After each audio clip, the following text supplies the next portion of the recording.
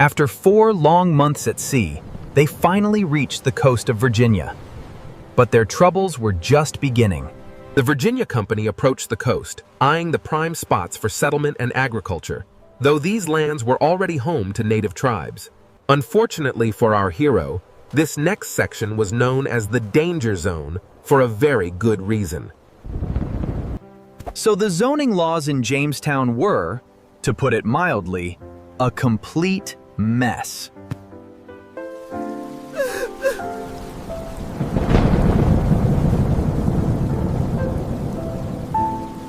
Despite the colorful zoning maps, Character A is stuck here, shivering and starving, holding nothing but an empty bowl.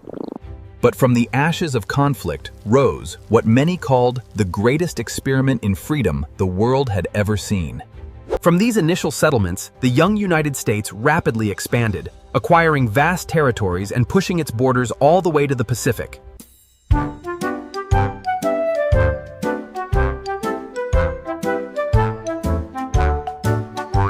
The Atlantic colonies, shown here in red, began their rapid expansion westward into the green territories.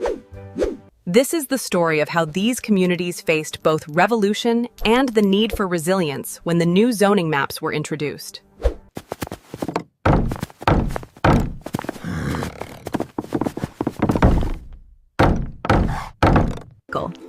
The water cycle is simple science. First, evaporation sends water vapor up. It condenses into clouds. Studying history often means looking at old maps, which can get confusing very quickly. Victory! Red zone secured! To solve the problem, we must begin at the roots. First, learn the basics, then understand the context, and finally, solve the problem. So, 15,000 years ago, during the last ice age, massive sheets of ice covered much of the land, but a crucial land bridge emerged right here. This division of the hunting grounds is unacceptable for my people, but this purple section clearly represents the shared territory we agreed upon last season. The Mississippian people began constructing massive earthen mounds, requiring immense coordinated effort. More dirt! Using a system of irrigation channels, the Pueblo were able to bring water to the arid landscape, transforming the desert into farmland and settlements. The waters here in the Pacific Northwest are rich, but as you can see from the zoning map, it gets complicated quickly.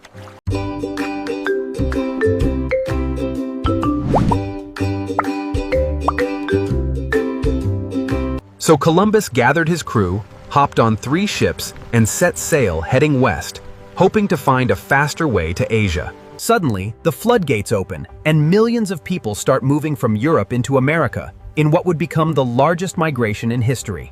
This entire zone is Spanish territory, effective immediately. You are trespassing! What do you mean? We live here now. Voilà, les grands lacs. Nous y sommes!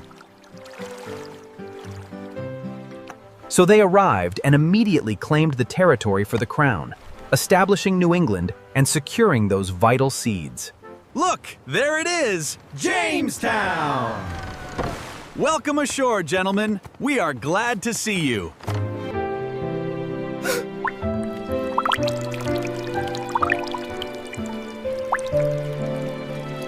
During the terrible winter of 1609, known as the Starving Time, the colonists ran out of food and were forced to eat anything they could find to survive. Tensions quickly escalated as the English demanded more territory. The message was clear: give us the land or face the consequences of war. And just like that, tobacco became the cash crop that saved the struggling Jamestown colony. Everyone started planting it. After 66 long days at sea, the Pilgrims finally arrived at Plymouth Colony in 1620. So the Pilgrims finally made it to the New World, ready to start their new lives in what they called Plymouth Colony. It is done. The Mayflower Compact is signed. A cause for celebration. A civil body politic is just a fancy way of saying a group of people organizing themselves for the common good, creating zones and rules for everyone. So these are the 13 colonies, located right here on the East Coast, and they were, crucially, under British control. As you can see on the map, we have clearly divided the land into specific zones. housing plots here, the common area in the center, and the fields surrounding us. The middle colonies were a melting pot of diversity, and their markets were bustling hubs of trade for goods like wheat, furs, and lumber. Here in the plantation zone, enslaved figures worked the fields. The harvested goods were then quickly shipped off through the export docks. We have residential, commercial, and industrial zones, but we just hit 1.5 million people, and it keeps growing. Where are we supposed to put them all? This was a period known as salutary neglect, where Britain pretty much just let the colonies do their own thing, figuring, they're fine over there. The conflict escalated quickly, and the tide turned decisively. The British red zones expanded rapidly, consuming French territory. The king found himself in a rather unfortunate situation, drowning in enormous debt. Britain needed money, so Parliament started taxing the colonies directly, which made the colonists very angry. No taxation without representation. No taxation without representation. And that is when the British soldiers fired into the crowd, instantly killing 5 colonists and wounding many others. In protest of the Tea Act, colonists disguised as Native Americans boarded the ships and dumped 342 chests of tea into the harbor.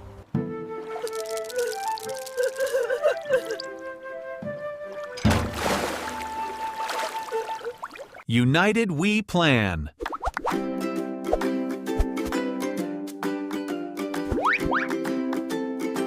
We need to define our zones. Tot-tom-pot-tom.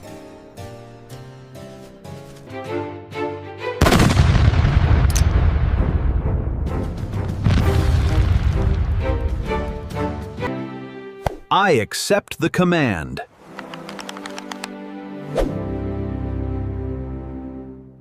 Writing freedom.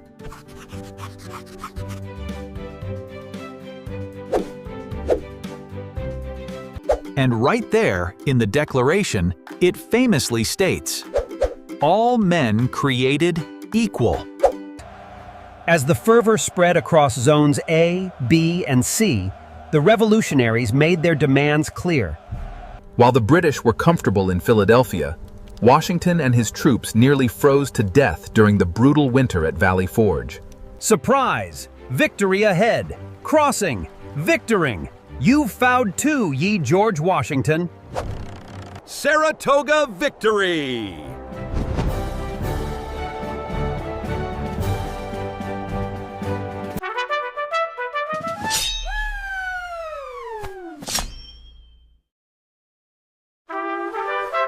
We start with an idea, then move to step 1, followed by step 2, which leads us directly to our goal. It's official. Independence recognized. The water cycle starts with evaporation from the ocean, rising up to the clouds. Then, Condensation leads. The Articles of Confederation established a weak central government, creating disunion and leaving the individual states feeling powerless and disappointed. We want debt relief. Close the courts. No more taxes. we cannot allow the large states to dominate the small ones. This is tyranny. The people demand proportional representation now. To prevent tyranny, the Constitution established 3 separate branches: legislative, executive, and judicial, each with checks on the other's power. The Federalist Papers were essential during the heated ratification debates. We must approve it now for a strong union. It threatens our liberty and state sovereignty. Washington could have been president for life, but he decided 2 terms was enough, setting a crucial example for everyone who came after him. Liberty! Zoning Burring explained. So in 1803, Napoleon just sold the entire Louisiana territory to the U.S., doubling the size of the country overnight. We just follow this river until we hit the ocean. It's that simple. Simple? Nothing on this trip has been simple, Lewis. The War of 1812, sometimes called the Second War of Independence, resulted in a massive boost of American nationalism and patriotism. Driven by the concept of manifest destiny, American settlers packed their belongings into wagons and headed west, drastically changing the map of the continent. We demand the right to expand our institutions into the new territories. But that is completely unacceptable. This division cannot stand. The conflict between the Union and the Confederate States lasted 4 long years, ultimately claiming the lives of 600,000 men. The Emancipation Proclamation was a massive turning point. This changes everything for us. But these new zoning maps worry me. Hey, Law and I before Kunotel.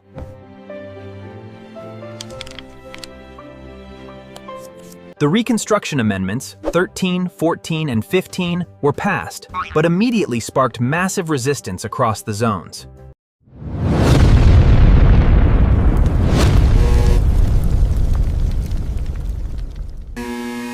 First, we prioritize simple line art. And second, we ensure the concepts are clear and easy to understand.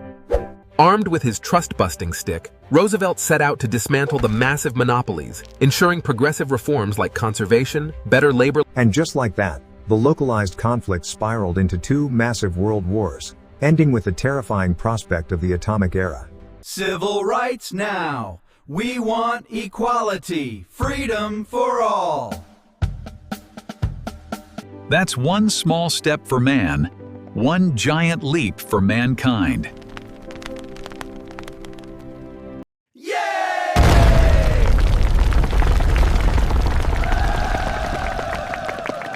Freedom! While the world faced modern challenges, like the attack on the Twin Towers, we also saw incredible innovation and technological growth. The journey from Jamestown to today shows a relentless march forward. We faced challenges, yes, but we never stopped innovating. And as the war dragged on, the sheer number of dead rapidly increased, eventually reaching a staggering total of... The Emancipation Proclamation didn't just free the slaves in the CSA, it completely reframed the war for the Union. And with these 2 massive victories at Gettysburg and Vicksburg, the Union had finally turned the tide of the war in their favor. And so, in 1865, Lee met Grant at Appomattox. The war was finally over. With the Newtown Reconstruction Phase 1 underway, these new amendments are crucial. As you can see, the rebuilding process is already making significant progress. The era of Jim Crow saw the introduction of harsh segregation laws across the South. Despite the efforts of many brave protesters, progress was halted. As you can see, the growth was explosive. The factories ramped up production, and soon the entire sky was filled with smoke. Rapid industrialization created immense wealth for a few, the robber barons, but massive inequality for the immigrant laborers who fueled the boom. The Progressive Era brought huge reforms. Women secured the right to vote, while trust-busters started breaking up monopolies and fixing corrupt zoning laws. President Roosevelt wasn't afraid to use his big stick to take on the powerful monopoly trusts, earning him the nickname Trust Buster. Victory! We're a global power now! We're here! Hey! The Roaring Twenties were a time of jazz parties and prosperity, but this carefree attitude quickly led to the panic of the 1929 stock market crash. The New Deal focused on immediate relief, symbolized by public works jobs, and long-term reform, establishing This massive industrial undertaking transformed the nation into the arsenal of democracy, supplying the weapons needed to fight the Axis powers.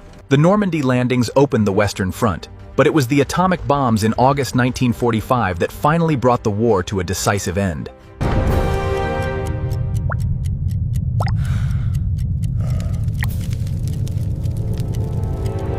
These marches were crucial, leading to the landmark Civil Rights Act in 1964 and the Voting Rights Act the following year.